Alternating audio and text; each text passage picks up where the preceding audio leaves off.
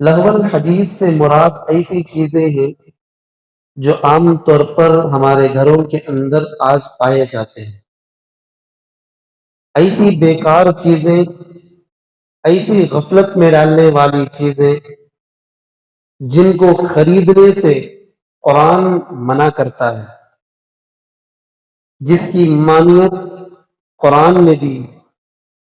اللہ کے نبی نے ایسی چیزوں سے منع فرمایا کہ ایسی چیزیں تم نہ خریدو جو تمہیں اللہ کے راستے سے غفلت میں ڈال دے، جو اللہ کے راستے سے تمہیں بھٹکا دے، اللہ کے راستے سے تمہیں جو چیزیں گمراہ کر سکتی ہیں ان چیزوں کو تم نہ خریدو.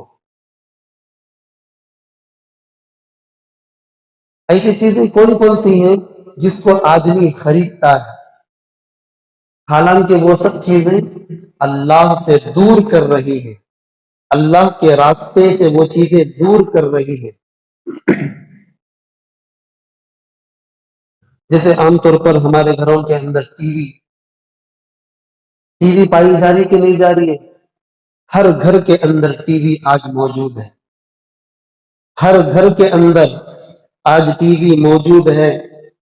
جو اپنے آپ کو دیندار کہلاتے ہیں ان کے گھروں کے اندر بھی ٹی ویاں موجود ہیں، اور روزانہ اس میں فلمیں، گانے بجانے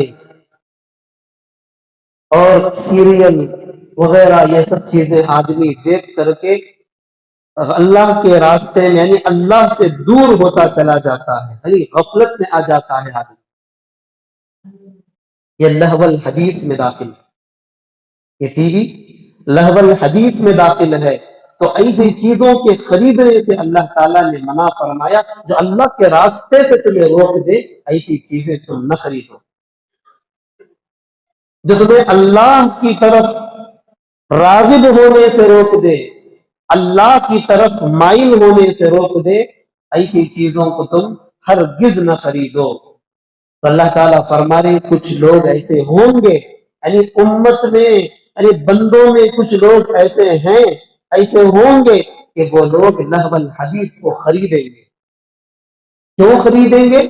اس لیے خریدیں گے ان کی نیت یہ ہوگی کہ لوگوں کو گمراہ کر دیں. اس آیت کا شان نزول ہے، قرآن کریم جب اترتا تھا اللہ کے نبی کے دور میں، جو ایمان والے تھے وہ تو سنتے ہی تھے. اب جو غیر ایمان والے تھے جن کو اللہ نے ایمان کی دولت سے سرفراز نہیں کیا تھا، تو وہ لوگ بھی اللہ کے نبی راتوں میں قرآن کریم کو پڑھا کرتے تھے. راتوں میں اللہ کے نبی نماز کے لیے کھڑے ہو جاتے اور قرآن کی تلاوت کرنا شروع کر دیتے. اب لوگ جو مشرکین تھے، جو کفار تھے، ان کو معلوم تھا کہ اللہ کے نبی رات میں قرآن کریم پڑھتے ہیں، تو یہ لوگ آتے تھے اور آ کر کے اللہ کے نبی کے کلام کو سنا کرتے تھے کہ محمد کیا پڑھتا ہے، آخر کار محمد کا کلام کیا کہتا ہے. لوگ چھپ چھپ کر کے سنا کرتے تھے، دیواروں کو کان لگا کر کے سنا کرتے تھے کہ آواز کیا آ رہی ہے، کیا کہا جا رہا ہے، قرآن میں کیا ہے آخر کار. تو مشرکین مکہ آ کر کے اللہ کے نبی کے پاس، یعنی اللہ کے نبی نماز پڑھ رہے ہیں، رات کے اندھیرا ہے، تاریکی ہے، اور اللہ کے نبی کے گھر کے دیوار کو کان لگا کر کے سن رہے ہیں کہ اللہ کے نبی کیا پڑھ رہے ہیں. اب کچھ لوگ قرآن کریم کو سنتے کیونکہ وہ عربی دان تھے، عربی تو جاننے والے تھے. جب قرآن پڑھا جاتا اس کے اندر جو معنی ہے، جو مطلب ہے، قرآن کیا کہنا چاہتا ہے، اپنے بندوں کو کیا کہنا چاہتا ہے، وہ قرآن کو جانتے تھے، وہ سمجھتے تھے کیونکہ عربی دان تھے. قرآن تو ان کی لغت میں اترا ہے، قرآن تو ان کی زبان میں اترا ہے، تو جیسے ہی پڑھا جاتا تھا اس کا معنی مطلب ان کو سمجھ میں آتا.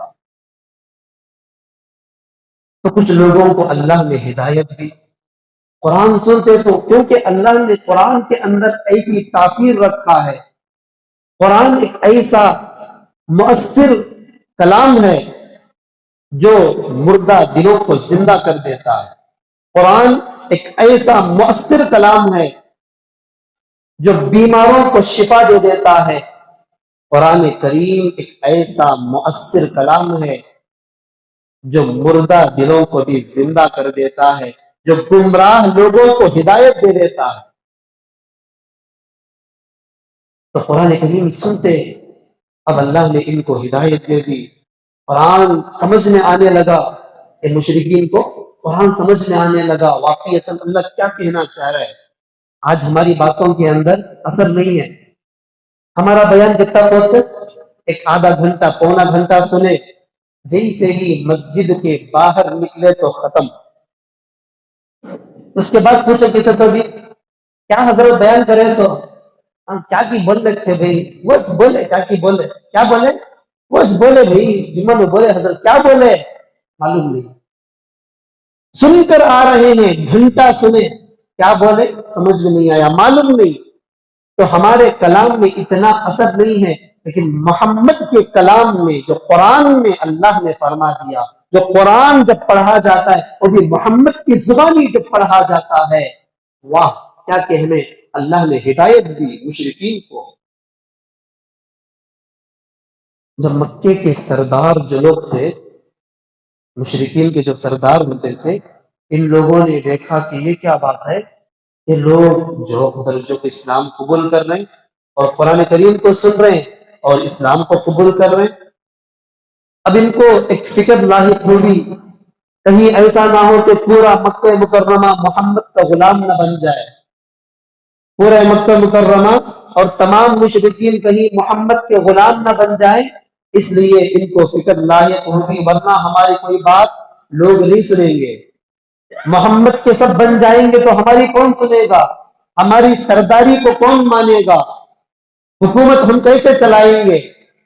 اس لیے تو مشرکین مکہ کے جو بڑے بڑے سردار کہلاتے تھے، ان لوگوں نے سوچا کہ محمد نے جو قرآن لایا ہے اس کے خلاف کوئی ایسی چیز کو لایا جائے، جو لوگ محمد کی طرف راغب ہیں، جو لوگ محمد کی طرف مائل ہیں، وہ لوٹ کر ہماری طرف رجوع ہو جائیں، وہ ہماری طرف لوٹ کر کے آ جائیں، یا جو لوگ اب تک نہیں گئے محمد کی جانب وہ بچ کر رہے۔ اس لیے ان لوگوں نے ایک پلان بنایا، ان میں سے ایک آدمی تھا نذر بن حارث، جس کا نام تھا نذر بن حارث، یہ بڑا تاجر انسان تھا، بہت بڑا تاجر تھا، یہ ایران کی طرف اس کا سفر ہوا کرتا تھا، مختلف ملکوں کے اندر یہ سفر کرتا تھا، لیکن ایران ایک مشہور ملک ہے، اس ملک میں بڑے بڑے بادشاہوں نے، وہاں پر بڑے بڑے بادشاہوں نے حکومت کی ہے، ان کے قصے کتابوں کے اندر لکھے گئے تھے، ان کا انصاف، ان کے متعلق جو کچھ بھی تھا واقعات، وہ اپنے طور پر لوگوں نے کتابوں کے اندر لکھا ہوا تھا، درج کیا ہوا تھا۔ تو نذر بن حارث نے سوچا کہ کیوں نہ میں ان کتابوں کو خریدوں، جو محمد نے جو قرآن، محمد کا جو کلام ہے اس کے مقابلے میں اس کتاب کو پڑھا جائے اور اس کے پڑھنے والے کو لایا جائے، اور اسی طرح سے ایک کنیز اس نے خریدی، ایک باندی اس نے خریدی جو سریلی آواز میں گانے گانے والی تھی، بہترین آواز میں گانا گائیکر تھی، اس نے ایک باندی کو خریدا جو گائیکر تھی۔ اب یہ لے کر آیا، کتابوں کو لے کر آیا جو کہانیاں قصے وغیرہ کی تھی۔ اب محمد کے کلام کو کون سننے جائے گا؟ اب یہاں پر بہت بڑا میلہ لگا، لوگوں کو شام کے وقت میں اکٹھے کیا جاتا کہ سب لوگ آ جاؤ بھائی، یہاں پر کیا ہو رہی ہے، قصے کہانیاں ہوں گی، سارے لوگوں کو دعوت دی جا رہی ہے، سارے لوگوں کو اکٹھے کیا جا رہا ہے، سب کے سب اس کی طرف مائل ہو گئے۔ کچھ لوگ تھے وہ لوگ سب کے سب ادھر مائل ہو گئے، اب قصے کہانیاں سننے لگے، محمد کے کلام کو ترک کر دیا۔ اور اسی طرح سے کنیز کو کہا جاتا، سردار کہتا چل گانا گا اور ناچ۔ اب عورت جہاں پر کنیز اپنے جسم کو ننگا کر کے جب ناچی جاتی ہے، آدھے جسم پر کپڑے پہنے ہوئے، آدھے جسم کو برہنہ کیے ہوئے جب ناچی جاتی ہے، سارے کے سارے لوگ اس کی طرف مائل نہیں ہوں گے تو قرآن کی طرف کیسے مائل؟ سارے کے سارے لوگ اس کی طرف مائل ہونے لگے، ارے اتنی سریلی آواز ہے، کیونکہ عرب میں ایک بات تھی، شعر و شاعری کے بڑے شوقین تھے، شعر سننا ان کو بہت پسند آتا تھا، ہر آدمی شاعر ہوا کرتا تھا۔ عرب میں مشہور شاعر الگ ہے، لیکن ہر عربی دان کچھ اشعار اسے زبانی طور پر یاد ہوا کرتے تھے، تو اشعار سننا ان کو بہت پسند تھا۔ تو اس لیے جب یہ عورت، یہ کنیز، یہ باندی جب ان کو سناتی تھی گا کر کے، جب ان کے سامنے گاتی تھی اور ناچتی تھی، تو لوگ اس کی طرف مائل ہونے لگے۔ ارے محمد کی طرف اب مائل ہونے کے بجائے لوگ ان کی طرف مائل ہو جائیں، اب ان کی جو مشن تھا، ان کی جو محنت تھی، وہ کام آ گئی۔ تو اللہ تعالیٰ نے قرآن کی آیت نازل فرمائی، وَمِنَ النَّاسِ مَن يَشْتَرِي لَهْوَ الْحَدِيثِ لِيُضِلَّ عَن سَبِيلِ اللَّهِ، تم میں سے بعض وہ لوگ ہوں گے، تم میں سے بعض لوگ ایسے ہیں جو لہو الحدیث کو خریدیں گے۔ لہو الحدیث ایسی چیزیں جو اللہ کے راستے سے انسان کو غفلت میں ڈالے، قرآن کی طرف مائل ہونے سے غفلت میں ڈالے، اللہ کے دین کی طرف مائل ہونے سے غفلت میں ڈالے، ایسی چیزوں کو تم میں سے کچھ لوگ خریدیں گے۔ اس زمانے میں نضر بن حارث خرید کر لایا تھا، آج کون؟ نضر بن حارث کے چھوٹے بھائی ہم سب لوگ ہیں۔ نضر بن حارث تو کہانیوں کی کتابیں لے کر آیا تھا، ناچنے گانے والی باندی کو لے کر آیا تھا، لیکن آج ہم لوگوں نے ناچنے گانے کی ٹی وی ہم نے لا کر رکھ دی ہے۔ ناچنے گانے والی ٹی وی ہم نے گھروں کے اندر لا کر رکھ دی ہے۔ بعض گھرانے وہ ہیں جن کے گھروں کے اندر ٹی وی تو نہیں ہوتی، جن کے گھروں میں ٹی وی نہیں ہوتی، لیکن ہر گھر کے اندر، ہر جیب کے اندر آج وہ چیز موجود ہے جس کے اندر گانے بجانے پائے جاتے ہیں۔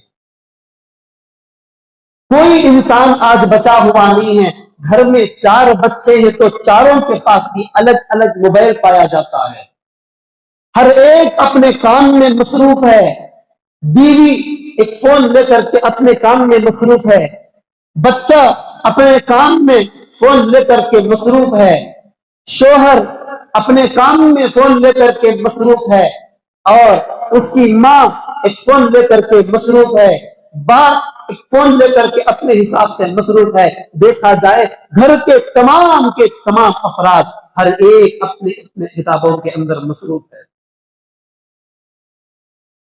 ہر ایک مطالعے میں مصروف ہے۔ کون سا مطالعہ؟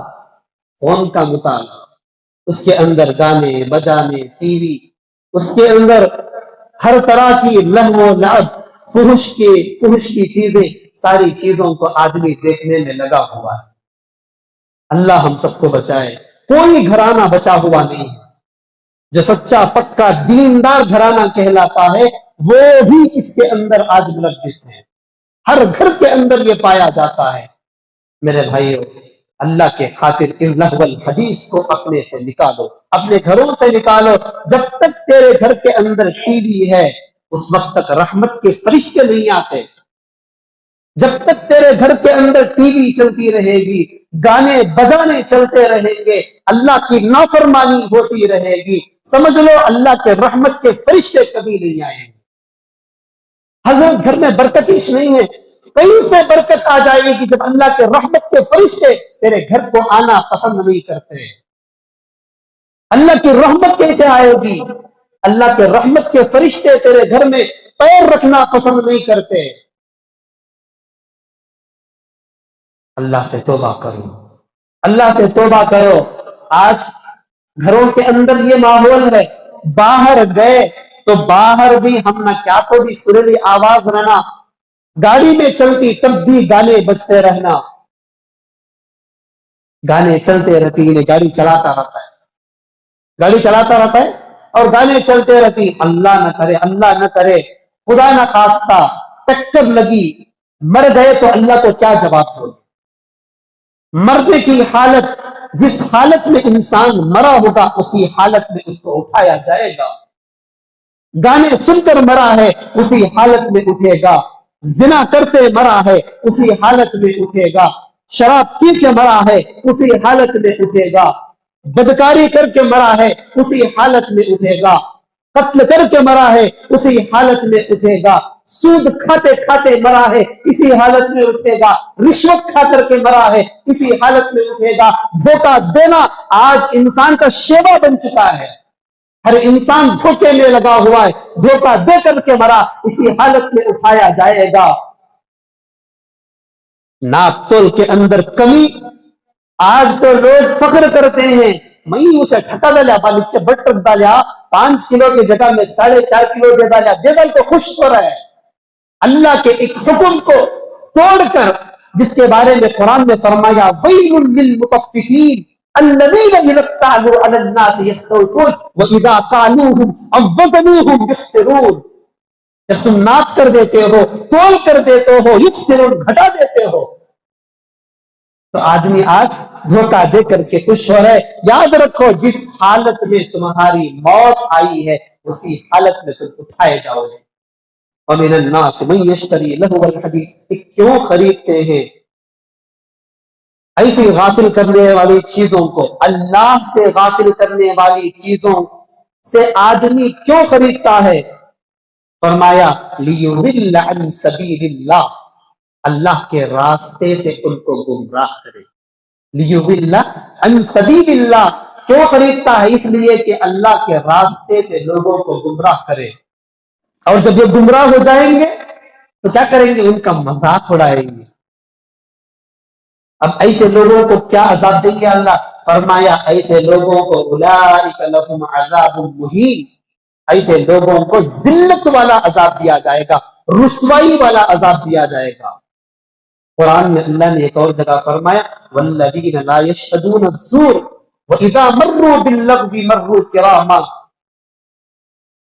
لا یشہدون الزور، یہاں پر زور سے مراد جھوٹ ہے، لیکن بعض مفسرین نے اس کو لغو قرار دیا ہے. بیکار چیزوں کے بارے میں فرمایا یہ بھی لغو مراد ہے، لیکن بعض مفسرین نے زور کا ترجمہ کذب کا ہی کیا ہے. بہرحال تو لا یشہدون الزور، وہ لوگ جو جھوٹ پر گواہی نہیں دیتے. وَإِذَا مَرُّوا، یعنی جھوٹ پر گواہی نہیں دیتے. اس کا ترجمہ ایک اور مفسرین نے لکھا ہے لغو باتیں جہاں پر چلتی ہو وہاں پر شرکت نہیں کرتے. لا یشہدون الزور یعنی لغو چیزوں پر، غفلت میں ڈالنے والی چیزوں کی جانب متوجہ نہیں ہوتے. وَإِذَا مَرُّوا، ہاں جب کبھی جہاں کہیں پر لغو کام ہو رہا ہو، بیکار کام ہو رہا ہو، جو اللہ کی نافرمانی جہاں پر ہو رہی ہو، اور جو بزرگ لوگ ہوتے ہیں، جو اچھے اخلاق والے ہوتے ہیں، جو دیندار قسم کے لوگ ہوتے ہیں، وَإِذَا مَرُّوا بِاللَّغْوِ مَرُّوا كِرَامًا، جب وہ گزرتے ہیں اس مقام سے، باللغو، لغو جگہ سے، تو سنجیدگی کے ساتھ گزر جاتے ہیں. اس وقت میں اگر انہیں کچھ بولا تو نقصان ہونے کا اندیشہ ہے. یہ دوسری بات اللہ نے فرمایا. حضرت ابو موسیٰ اشعری رضی اللہ عنہ سے مروی ہے رسول اللہ صلی اللہ علیہ وسلم کے بارے میں فرمایا میں نے رسول اللہ صلی اللہ علیہ وسلم کو فرماتے ہوئے سنا. حضرت ابو موسیٰ اشعری فرماتے ہیں میں رسول اللہ صلی اللہ علیہ وسلم کو فرماتے ہوئے سنا کہ میری امت میں کچھ لوگ ایسے ہوں گے، میری امت میں کچھ لوگ ایسے ہوں گے جو زنا کو حلال سمجھیں گے.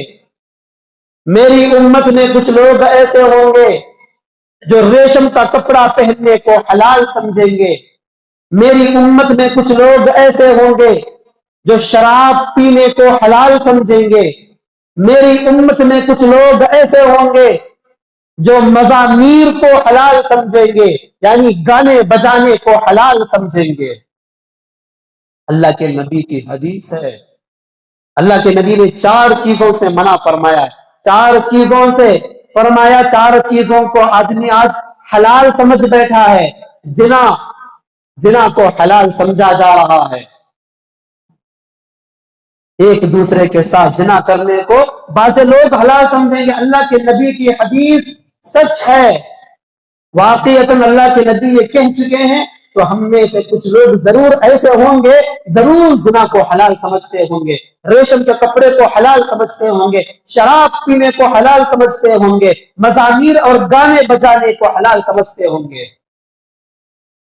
چار چیزوں میں سے ایک چیز، پہلی چیز فرمایا زنا.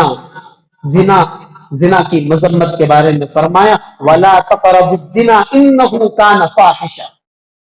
تم زنا کے قریب تک مت جاؤ. انہو کان فاحشہ، کیوں نہ جائے؟ اس لیے کہ وہ بے حیائی ہے. وساء سبیلا، اور برا راستہ ہے یہ. وساء سبیلا، برا راستہ ہے. بعض لوگ اس کو اچھا راستہ سمجھتے ہیں. حضرت شادی کر لے تو کون اچھا ہے؟ شادی کر لے تو کون اچھا ہے؟ شادی کر لیا الحمدللہ بولا، اس کے بعد اس کے اوپر کتنے ذمہ داریاں، بیوی کو پالنا، اسے گھر دینا، اسے مہر دینا، اس کے تمام ضروریات کا انتظام کرنا، اور وقت پر گھر میں آنا، باہر گھومے سکانی آزادی نہیں. یہ سب چیزیں ٹینشن پریشانیاں. کئی کو حضرت رشتے نبھانا کون سی مصیبت، یہ سب پیسے دو، زنا آسان ہے. پیسے دو، پیسے پھینکو، زنا آسان ہے. گھر بیٹھے موبائل کے ذریعے سے لڑکی منگائی جا سکتی ہے، گھر بیٹھے زنا کیا جا سکتا ہے. زنا بڑا آسان ہو گیا ہے. اللہ کے نبی نے فرمایا وَلَا تَقْرَبُوا الزِّنَا. آج نکاح کرنا بہت مشکل، آج نکاح کرنا بہت مشکل، زنا کرنا بہت آسان. اللہ کے نبی نے فرمایا، اللہ تعالیٰ نے قرآن میں فرمایا وَلَا تَقْرَبُوا الزِّنَا إِنَّهُ كَانَ فَاحِشًا. تو بے حیائی کا کام ہے. جو کوئی آدمی یہ بے حیائی کا کام کرتا ہے، وَسَاءَ سَبِيلًا، یہ تو برا ٹھکانہ ہے، برا راستہ ہے، جہنم ہے. بعض لوگ سمجھتے ضرورت پوری کرنا حضرت یہ جس طرح سے انسان کو بھوک لگتی ہے، جس طرح سے انسان کو پیاس لگتی ہے، ایک ضرورت ہے، اسی طرح سے خواہشات کو پورا کرنا یہ بھی ایک ضرورت ہے. بھوک لگی، بیوی کے ہاتھ کا کھانا ضروری نہیں ہے، بیوی کا دیا ہوا پانی پینا ضروری نہیں ہے، تو ہوٹل میں بھی کھا سکتے ہیں. تو لوگ دلیل دے کر کے کہتے ہیں، دلیل پیش کر کے کہتے ہیں. تو اسی طرح بیوی کے پاس ہی سونا ضروری نہیں ہے، اس کے ساتھ ہی خواہش پوری کرنا ضروری نہیں ہے، بلکہ کہیں بھی آدمی ضرورت پوری کر سکتا ہے. حلال سمجھ بیٹھے. اسی لیے اللہ کے نبی نے فرمایا میری امت میں سے کچھ لوگ ایسے ہوں گے جو زنا کو حلال سمجھیں گے. اب کوئی آدمی زنا کر لیا تو کیا سزا؟ قرآن میں اللہ نے فرمایا الزانیۃ والزانی فاجلدوا کل واحد منہما مئۃ جلدہ. زنا کرنے والی عورت، زنا کرنے والا مرد، ان دونوں میں سے ہر ایک کو 100 کوڑے مارو. اب یہ جو حکم ہے غیر شادی شدہ مرد کے لیے، غیر شادی شدہ عورت کے لیے یہ حکم دیا گیا ہے کہ زنا کرنے والا ایسا مرد جو غیر شادی شدہ ہو اس کو 100 کوڑے مارو. اللہ کے نبی کی حدیث ہے، اللہ کے نبی نے فرمایا اگر شادی شدہ مرد، شادی شدہ عورت اگر زنا کر بیٹھے تو فرمایا ان لوگوں کو سنسار کر دو، پتھروں سے مار مار کر کے ان کو مار دو، ان کی موت آ جائے. پتھروں سے مار کر کے اس کو سنسار کر دینا اللہ کے نبی کا حکم ہے. یہ بات سمجھ لو، اللہ کے نبی کی حدیث ہے. اللہ کے نبی نے فرمایا جس وقت آدمی زنا کرتا ہے اس وقت میں اس کے پاس ایمان نہیں ہوتا. اللہ کے نبی نے یہ بھی فرمایا ایمان کی حالت میں آدمی زنا بالکل نہیں کرتا. جس وقت وہ زنا کرتا ہے اس وقت میں اس کے پاس ایمان نہیں رہتا، مطلب آدمی کافر رہتا ہے. خدا نہ کرے، اللہ نہ کرے اس وقت میں اس کی موت آ جائے تو کافر ہونے کی حالت میں مرا۔ ایک اور حدیث میں اللہ کے نبی نے فرمایا کہ جس وقت آدمی زنا کرتا ہے اس وقت میں اس کا ایمان اس کے سر کے اوپر ہوتا ہے، اس کے سایبان کی طرح رہتا ہے، جیسے ہی زنا کر کے ہٹے گا پھر اس کا ایمان اس کے پاس آتا ہے۔ اسی طرح فرمایا شراب پیتا ہے جس وقت آدمی تو شراب پیتے وقت بھی اس کے پاس ایمان نہیں رہتا، جیسے ہی شراب کا نشہ اس سے اتر جائے گا پھر اس کے پاس وہ ایمان لوٹ کر آتا ہے۔ ہمارے علاقے میں کتنے شرابی ہیں، کتنے کبابی ہیں، کتنے شراب پی کر کے لوگ آوازیں کرتے ہیں۔ میرے بھائیوں اللہ کے لیے سمجھ جاؤ، موت تو ایک دن آنی ہی ہے، موت تو ایک دن آنی ہی ہے، ہر انسان کو اللہ کی بارگاہ میں جانا ہی ہے۔ اللہ سے توبہ کرو، جتنے شرابی ہیں اللہ سے توبہ کرو۔ اور آگے اللہ کے نبی نے فرمایا جس وقت انسان چوری کرتا ہے اس وقت میں اس کا ایمان ساتھ نہیں رہتا، جیسے ہی چوری اس کی ختم ہوئی پھر اس کے پاس ایمان لوٹ کر آتا ہے۔ ایک عمل یہ بتایا۔ دوسری چیز رسول اللہ صلی اللہ علیہ وسلم نے فرمایا، چار چیزوں میں سے دوسری چیز، ریشم، میری امت میں کچھ لوگ ایسے ہوں گے جو ریشم کے کپڑے کو حلال سمجھیں گے، ریشم کے کپڑے کو پہننے کو حلال سمجھیں گے۔ ریشم کا کپڑا پہننا مرد کے لیے حرام ہے، ریشم کا لباس مرد کے لیے حرام ہے، عورت اگر پہننا چاہے تو پہن سکتی ہے۔ مرد کے لیے ریشم کا لباس حرام ہے، عورت کے لیے ریشم کا لباس پہننا جائز ہے۔ اللہ کے نبی نے حضرت انس بن مالک رضی اللہ عنہ غالباً فرماتے ہیں، اللہ کے نبی نے فرمایا، اللہ کے نبی نے فرمایا کہ ریشم کا لباس سونے اور چاندی کے برتن میں نہ کھاؤ۔ اللہ کے نبی نے فرمایا سونے اور چاندی کے برتن میں نہ کھاؤ نہ پیو۔ اور دوسرا اللہ کے نبی نے یہ بھی فرمایا کہ مردوں کے لیے ریشم کا لباس پہننا حرام ہے،